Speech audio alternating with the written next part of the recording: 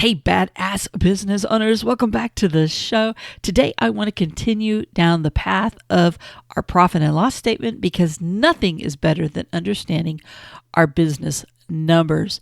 Over the last week, I actually had probably 6 to 7 different coaching calls and or in person or on the phone type of things. But I also reviewed probably 8 to 10 different profit and loss statements this past week. And what I wanted to do is I wanted to share some of the observations that I've had this past week that were some common themes across all of them, because I really do think that it's going to help many of you out. And I've kind of bucketed this into 6 different things. Some of you are probably doing more than not, but in most cases, I think that it would benefit everybody. So I think it's a great place to start. Now, I want to keep in mind a couple different things. Everyone has a different way of looking at a profit and loss statement. A tax person will want you to do it a certain way. Of course they do. They only care about your profit and loss, helping them file your taxes. And your taxes tends to group a lot of things together. Whereas when I'm looking at a P&L, the more information you have by category, the better it helps you. And sometimes what they'll do is they'll have you make decisions and put it in places that, yes, it benefits the taxes, but it really doesn't help you understand your costs and your expenses as well, because they kind of lump all of that together when they're doing taxes. You want to make sure that you understand that. Same thing with any bookkeeper that you might have. If a bookkeeper is trained a certain way, they're going to try to put you into that exact same way that they have learned how to do it. Now, there is some basic accounting stuff, and in many cases, they're trying to follow that flow. And most programs default to certain categories. However, every single program allows you to be able to create your own categories and to create your own way of doing things. Anything is possible, no matter what your bookkeeper says. Now, with that said, there are some limitations. There are some bookkeeping systems that will not automatically figure out the percentages for you, even though the majority of them will. And most of your bookkeepers, if they're using one of the higher end type of programs, should be able to give you percentages. Whereas if you're using something like QuickBooks Online, doing it yourself, you may not have that ability to put those percentages in there, and you have to do it manually. My main point at this stage is I get into conversations with people when I'm looking at their profit and loss. And a lot of times I'm told, well, my bookkeeper says I can't do that. Well, my tax accountant says I can't do that. You absolutely can do that. They just have a certain way they want to do it.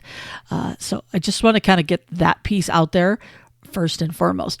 I have been looking at profit and loss statements since 1986. I hate to even admit that. Oh my God. But when I was 20 years old, I had my first one shoved into my hands. And all of a sudden I had to try to start explaining what was going on in my departments and what was happening. And I can tell you that through the years, and because I had to explain not just my department, then eventually I had more departments to do, and assistants, I had a bunch, multiples, then stores, and then I had districts. And I went from a $40 million store, but even the little departments are $2 million to $10 million. And as a district manager, $500 million. As regionals, we've had billions of dollars. And P&Ls all kind of flow the same way. They all kind of have that same look to them. But then I also had the opportunity, when I had my ice cream shop, we did $250,000, $250,000. And since over the last 10 to 12 years, a lot of the P&Ls that I've looked at have been these smaller sales under $500,000 in most cases, because they are smaller businesses that I've been really focusing on. And it's amazing how much they have in common, yet they do have some differences that are to them. If you think about a corporation, they've had years of fine-tuning that puppy into exactly what it is that they want and what is important to them to track in their business.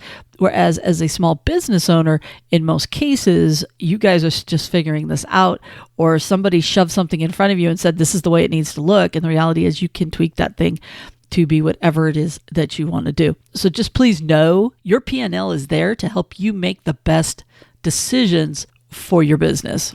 Ultimately, your P&L is just the flow of money through your business. And it's important that you capture all the money coming in and all the money going out. And it's important that you capture it as it happens, because if you capture it as it happens, it's going to give you the best information to make the best decisions that you can make in your business. Now, with that, let me jump into a few more things that I really wanted to pull out for lessons learned this week. Number one, trust but verify. I know you trust the person that's keying in your numbers, or maybe you don't if it's yourself and you just don't know what the heck you're doing. I totally get it. But there are a few of you that have bookkeepers or people that you give all of your receipts and your money to, and they go ahead and they fill it all in, and then they provide you your P&L. I want you to trust them, but I also want you to verify what it is that they're doing. You are putting these people in charge of your money, and in most cases, you're giving them access to your accounts and to paying bills for your business. And this can be dangerous. A lot of times when you hear about people that are losing money and they can't figure out where it's at, the minute the business owner starts digging in and diving in, they start discovering that some things were done that probably didn't make sense. And then the more they dig, they start realizing that there were some expenses on there that were not part of the business, that they were actually paying for things that they never should have been paid for. But because they never really looked at the P&L, all of a sudden they were paying other people's bills. They had people pulling out money and everything else. And I'm not saying that's happening in your particular business, nor am I saying it was happening in any of the businesses that I looked at. But it really did come to mind this week because some people are really entrusting these individuals with a lot of money. And I have had that in the past. I have had people that have taken money from the business owner and the business owner did not know it. And it's important that you trust but verify. The more you dig in, the more you ask questions, the more dangerous you are. Because one, not only could you happen to see what's happening, but it gives them the impression that you can look at this at any given time. A lot of times your bookkeeper will give you not only your P&L and your balance sheet, but they will give you a detailed of all of the bills that were paid. And that's something that's important to look over because then you can ask yourself, well, who's this company? Or why am I paying this amount of money to that company? I don't spend more than $200 a month at this particular location, but yet I've got $2,000 worth of bills to them. That should be a red flag. So all I'm saying is trust but verify, especially if you have someone else doing your business. And that means even if they have worked for you for 10, 20, 30 years, that doesn't mean that they haven't been slowly skimming. But please know, it doesn't mean that they were also stealing. It could be that they've been making a simple mistake over and over and over, and it's been costing you money, but because you never caught it and you never asked about it, that mistake has cost your business thousands of dollars. So it's not necessarily a theft or integrity issue. It could be something very simple that there was a misunderstanding at some point in time between you and this bookkeeping person, and it's been costing you money. So please trust but verify. It's probably one of my favorite things to do is keeping people on their toes. And a lot of times it just benefits myself, benefits them, and benefits the business because now I'm more dangerous because I'm also having a lot of aha moments going, wow, that kind of stands out to me. And I dive into it and I found out it was something I never saw or never caught. And I end up saving the business lots of money because I'm able to make a quick change or fix. And like I said, a lot of times it's absolutely nothing. There was no funny business or anything like that. It's just because I wanted to verify what it was that I was seeing. Number two, this happens quite a bit, and I saw it a lot last week, is folks, really, you do not want your P&L to fall more than 30 days behind. You want to stay on top of these things. I was talking and looking at P&Ls that we've already finished what we're in. We're about to start June, and 2021 still is not complete. How can you make business decisions in 2022 if you don't even know your final numbers for 2021? How can you really make decisions going into the back half of 2022 if you're all of a sudden looking at the fact that I still am just looking at January or February's numbers? It's very difficult to make those pivots and to make those changes as needed. Because if you're getting the information 2, 3, 4 months late, you honestly cannot make the pivots that you need to make in your business. And it could end up hurting you. You know, it's hard to pivot a business in August when you're looking at March's numbers. You know, your goal is to try to continuously right the ship. And if that ship's been going off course for quite a while, and all of a sudden you try to bring it back, you can't flip that business really quickly. Now you're giving up even more months to get it fixed because you're so far behind. Now, with that said, it is what it is. You are where you are. And in some cases, you have to go back and get caught up first. And this is a very painful experience to have to go through, because you're going to have to take and carve out several hours to get all that information keyed in. But here's the good part. I promise you, once you get caught up, if you dedicate anywhere between 10, 15, 20 minutes a day to key in what happened yesterday, you will always be up to date on your numbers. I did this every single morning of my ice cream shop because I knew that I need to key in. And I didn't just key in the stuff from my P&L, but I really got anal and broke down every item that I sold so I could have trends and do this and that. But the first half hour of every day was spent on keying in the numbers and making sure I looked at everything, because it gave me the best information to make the best decisions, not only for the day, but for the coming weeks and months of my business. And I could make sure that I put notes down so that the following year or the next year, I would be able to have the best information as well. By the way, if you have had a business for, say, 2, 3, 4, 10 years, and you have been behind the entire time and you are all screwed up, here's what I would do. The main years that I would focus getting really 100% correct would be the previous year, 2020 in this case, 2021 in this case. So this way you can have a full year, and then the year you're currently in being perfectly okay, because part of the power of a P&L is stacking them on top of each other. If you can go back and then work your way backwards to 2020, 19, I can't do my numbers backwards. But at some point you're going to call it a wash, and you just want to get everything bundled up. So that way, at least by category. So yes, the P&L will look different this year versus last year in some cases, because you got better at how you're categorizing things. You don't necessarily always have to go backwards, but what you do have to do is you have to capture the information, get it into the system. Now, when I'm comparing last year to this year, you can at least say, yeah, I know this looks high for this particular case because last year we were accounting for it over here. The main thing is you got to get caught up. You got to get caught up not only for your taxes, because your taxes are the number one thing that gets people in trouble, because they don't pay them and they don't set aside the right amount of money, and they're always surprised at how much money they owed. The reason you're so surprised by how much money you owe in taxes is because you fail to stay on top of your numbers. If you stay on top of your numbers, trust me, you're going to know what that profit is, and you can assume a third of it's going to Uncle Sam every single time that you do it. Is it a perfect science? No, but it's going to give you at least an idea so you know what it is that you need to be setting aside. But if you're running by the seat of your pants every single month, you have no clue, and you are always going to be surprised. So please make sure that you get your books not to be more than 30 days behind. Sit down, go through it, and get caught up. Pay someone to do it for you if you find it the most painful thing, but just make sure you trust but verify, which was our very first thing that we had talked about. Now, the third thing I want to talk about is to keep in mind that the P&L is a snapshot of the flow of money through your business.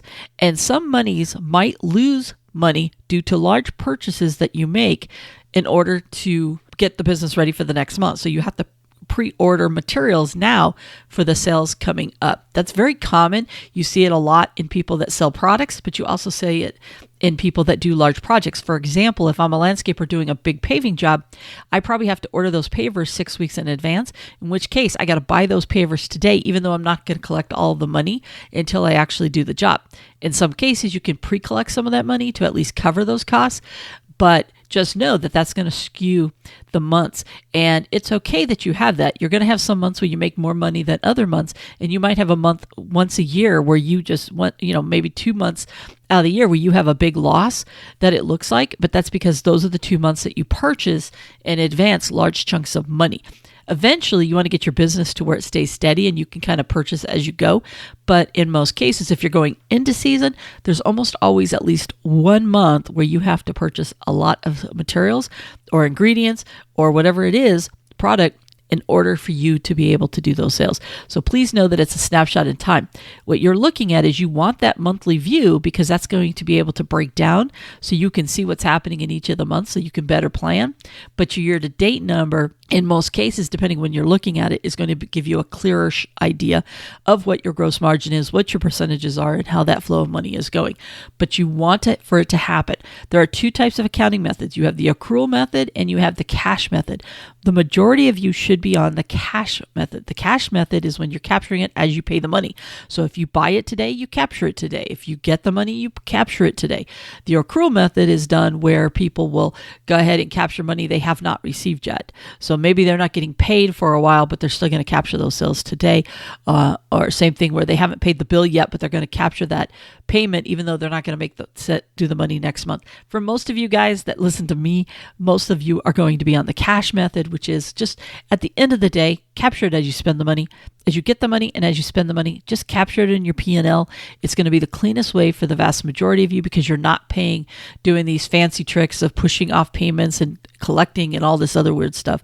So that's the method that I always use when I'm helping people, unless they have a specific business that needs to be done differently. But I would say for 90% of you, you're on the cash method. So just capture it as you go, and it's going to give you the best numbers in order to make the best decisions in your business. And we're going to come back to this one a little bit here in a second. The fourth thing that I want to talk about is make sure that you look at those monthly trends and not just year to date. And this kind of ties together because the monthly trends are going to show you the swings in your business. And it's important for you to know where those swings are happening. A lot of times people aren't looking at their P&L on a monthly basis. They're only looking at the year-to-date numbers. Sometimes they might be looking at quarterly. I've had some weird ones where people are looking at it 5 months at a time. Some people will look at it just the last few, and it's all kinds of weird stuff. I'm not saying that's not helpful. But, obviously it was helpful to somebody because that's how they taught you how to do it, or you have determined that it's the most helpful for you in your business. So I'm not telling you not to do that. But what I'm telling you is please make sure that every single month that you have it set like clockwork, that if it's the 15th of May, that I'm going to go look at April's P&L and dive in. Most of you guys will get your numbers by mid-month, the following month. Information is only as good as quickly as you get it. So it's important that you have a standing date, time, whatever system that you are looking at the previous month's P&L immediately after you get all the information and everything keyed in. And for most of you, like I said, you should be able to because you're paying by the cash method and you're paying as you go. And if you're staying on top of everything, there are people that know their P&L 2-3 days into the new month. A lot of you guys that use accounting people because they're doing multiple businesses, it might take you a week or two to get it.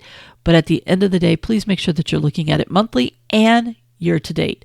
And when you're looking at it monthly, compare it to the year's prior month. So this way you can say, hey, how did my May stack up against last May? Did I do better? Did I do worse? Is my trend staying the same of what it was?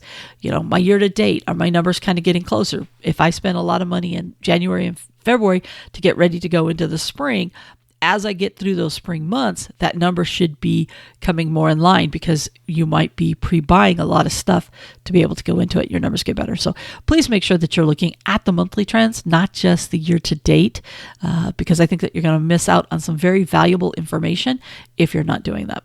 The next thing that I want to talk about is to remind you that your P&L is providing you some great insights. First, it's telling you what it is that you did. And the next thing that it's also telling you is what would you have liked to have happened? Now, that sounds kind of weird, so let me explain this. I was looking at a P&L with a business owner the other day, and when we were looking at the very first thing we wanted to do is we wanted to see how he did last year. Because he's in the process of learning his business numbers and he wants to understand them better. And, we've really been working on the sales minus cost of goods minus expenses equals profits. And, this is an individual that loves to spend money on advertising, loves to create sales, where I'm always kind of pulling him back saying, hey, how does that work into your profitability of the business? It's great that you want to chase all of this advertising and everything else that you can do, but if it doesn't make you money, it doesn't make sense. So that's one of the things that we do. So we were really diving into his 2021 numbers, and we realized that his cost of goods were running him for last year was running about 61%. His expenses are low. He was doing a really good job with that. That was about 16%, and his profits were about 23%. And because we were really trying to learn the sales minus cost of goods minus expenses equals profits, we started taking different services that he has, and we started to break them down. And when we were doing it, we were figuring out not only what each item came out, what we started to discover was that his current pricing was actually tracking at a much better number than what he was tracking last year. that makes sense. He did some price changes at the beginning of this year to offset the cost of goods that had gone up. But what he had done is he didn't just adjust up for the cost of goods that have gone up. He actually got his pricing in line altogether because he just said, look, I need to make sure I'm priced right. Well, when all of a sudden he decided to make sure that he was priced right, his cost of goods didn't just go from 61%, they went down to 50%. So they actually ran between 52%, something like that. But here's the cool thing. His expenses stayed about the same, but his profitability went from 23% up to almost 35%. Now, he's not perfect because that's just us running the quick numbers, because he's still bleeding money. And all of a sudden, he started having some aha moments as to where a lot of those profits are going, because a lot of them aren't making it to the bottom line. But now he can see some mistakes he's making in the business and with his crew that might be costing him profits, and why all of a sudden a lot of that money. And it could be discounts that he's giving, throwing in free stuff. All these different things were playing in, and all of a sudden it was like, oh my gosh, now I know where my money's going. And the cool thing is he now has a process that instead of us using last year's numbers when he's doing his pricing, so now when he's sitting down looking at his pricing, he's not doing the 61, 16, 23. Now he's looking at the 50, 15, and 35% to make sure that he's priced right so he can continue that. And it's definitely helping him out because, like I said, we looked at not only pricing this year, we looked at last year, and you can definitely see the difference between them. So I guess my main point on this particular one is your P&L is going to tell you what happened. You get to dictate what is going to happen. So when you sit down and you look at your numbers and you come up with what your percentages are for your sales, your cost of goods, your expenses, and your profits, the good thing is you can tweak those numbers and use them for doing your pricing going forward. I did this with another business as well. When we looked at their numbers, their percentages weren't where they wanted them to be. So it was really simple. We came up with what we wanted them to be. And now when they look at their pricing structure within their business, everything is based off of the new numbers, not the old numbers. And they're starting to see their profitability creep up because as they start working through the inventory at today's prices, it's automatically giving them more money. All right, the last item that I want to talk about is your gross margin on your P&L will be skewed some months due to others. And this is revisiting one of the earlier ones. But the reason that I want to revisit it is because I think that what happens is we forget that when we're looking at our P&L and we're looking at it by month, it is a snapshot in time. And I will see people freak out because they will have a month where their gross margin percent will look really low because their cost of goods are really high. And they'll be like, oh my God, why did I lose all this money? Stop and ask yourself why. And what's going to happen is if you do have a high jump in something in your P&L, it's going to cause that to happen. And it could be in a gross margin situation like we talked about where you're having to pre-buy products that you are going to sell or materials or whatever the case may be. But it also could happen to things in your expenses. For example, if you have chosen to do your insurance with a one-time yearly payment, when you all of a sudden spend $1,000 or $2,000 on your insurance, it's going to skew and kill the P&L for that particular month. That's okay. You have a reason as to why that happened. You'll see this sometimes when big companies do their earnings, and if they miss what the goal is, they'll explain why, because they had to take a big hit for something in particular. In your P&L, don't be shocked that you have some of these months that are really skewed as long as you can explain the why. There are some expenses that you do quarterly. So you might find that every third month, your profitability drops. And the reason that it drops is because that's when you take the hit for this particular thing. It could be that it drops because you're going into season and you happen to have employees. So you bring those employees in 2 to 3 weeks earlier so that you can train them and get them ready. Well, that payroll isn't paying for itself yet because you don't have the sales, but it is going to eventually pay for itself because you're training them and developing them prior to them hitting the floor or prior to them going out there helping your customers. And now you should see a big increase because they're able to produce that many more sales because you now have these employees. So my main point in this particular one is to not get hung up on the fact that you're going to have these off months. Now, if every month is off or if you're having a continuous waste of money throughout the time, yeah, obviously you want to raise the red flag. My main point is the reason you have the breakdown on your P&L is for you to understand the why. I have had people completely freak out that they did not make any money for the month. One, it should not have been a surprise, but two, all of a sudden they're looking at what their bookkeeper gave them and they're like shocked that the bookkeeper paid a $9,000 workers' comp payment or something like that. And that never should have been a surprise because that same payment is made that same month every single year of their business, or that same quarter over and over each year. Once again, if you're looking at it on a regular basis, you'll understand what that is. And a lot of times when I'm sitting down with folks who are just now getting into their P&L, they have a lot of these surprises. Now, please know, I am not passing any judgment on a single business owner. I applaud every single business owner that has decided to dive in and understand their business numbers. I will always be on your side. I will always applaud you. Will I make fun of you sometimes? Maybe. It depends upon your answers. And a lot of times you're laughing at yourself first before I ever get to. But here's the thing. The fact that you're looking at your P&L tells me that you are dead serious about making this a successful business. Honestly, you don't know if you're successful until you look at your P&L. I've had conversations with business owners that will sit there and tell me how amazing their business is, how well they're doing on sales. I mean, everything. And I'm thinking, oh my God, their P&L must look amazing listening to them. Their sales are through the roof. They're making tons of money. They're busier than they've ever been. And then we get their P&L and it's like, oh, wow. Have you looked at this? Or even worse, a lot of them haven't done their P&L in a year or two. And they think they're making money because they're caught up on the sales side of it. Now remember, folks, this is not a sales game. This is a profit game. Just because you do $500,000 in sales, it is not impressive as a business if you're only making $10,000 at the end of the month. That's a lot of hours that you are working to create $500,000 in sales. What I want to see is helping you get to, yes, it's amazing. You've done $500,000 in sales. And by the way, out of that $500,000, you were able to put $100,000 to the bottom line of that business. 20% bottom line. That's amazing.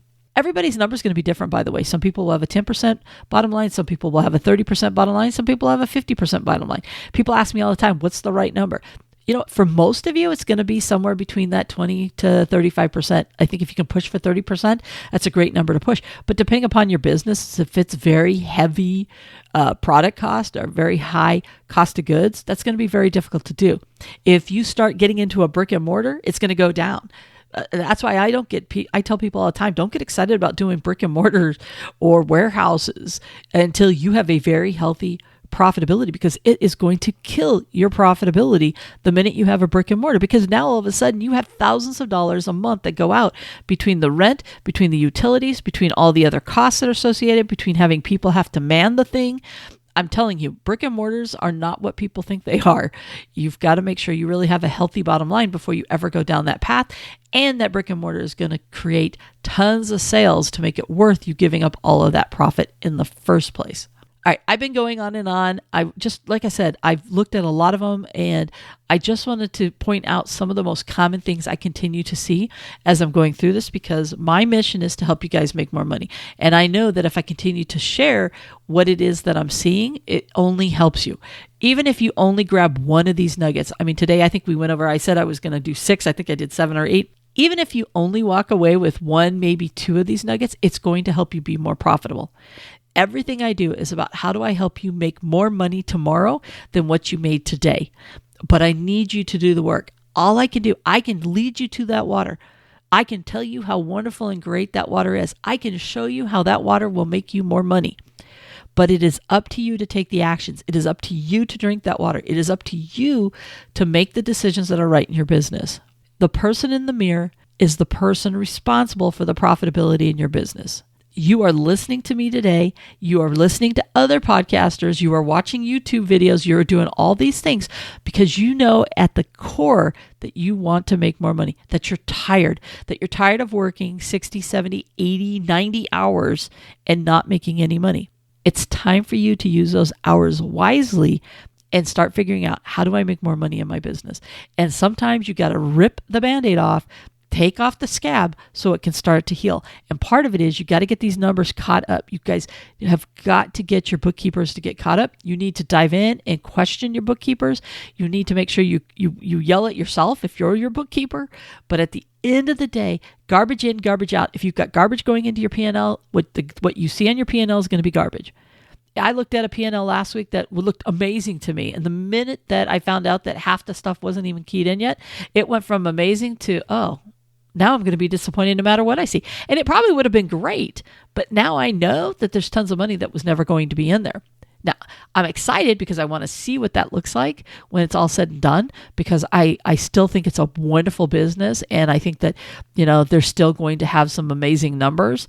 But at the same time is, how do we get to the point where we are on top of it and we're not looking at numbers that are missing and incomplete? How do we start looking and making business decisions off of the most current numbers?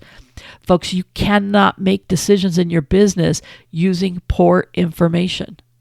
It's like running through your business blindfolded, trying to make the right decisions and not make mistakes. You're going to bang into stuff. You're going to bang into stuff unless you lift up the blindfold and you start to see.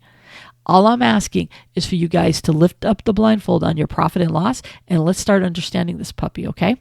All right, I'm on a roll. I'm rattling. I get passionate about this. I believe in you guys, and I'm here to help. I will continue to help. We'll continue to talk about our business numbers, but hopefully this resonates with a lot of you guys and you find some nuggets. All right, with that, I'm going to get out of here, and we will talk again next week. Get out there and kick some butt. All right, but for now. Hey, badass business owner, before you go, as you know, I'm a huge believer in you knowing your business numbers. After all, it isn't about how much you sell. It's about what you keep. And the best way to grow your profits is to start diving in and understanding those business numbers. To help you on this journey, I have created the Know Your Business Numbers course. We will walk through how to read your profit and loss statement. You'll learn the key calculations that'll help ensure that you're making a healthy profit on all of your products or services, plus a ton of other good stuff that'll help you learn how to use those business numbers to create even more sales and profits. Just check out the link below in the show notes or visit knowyourbusinessnumberscourse.com. So if you're ready to increase those profits, it's time you start diving into your business numbers.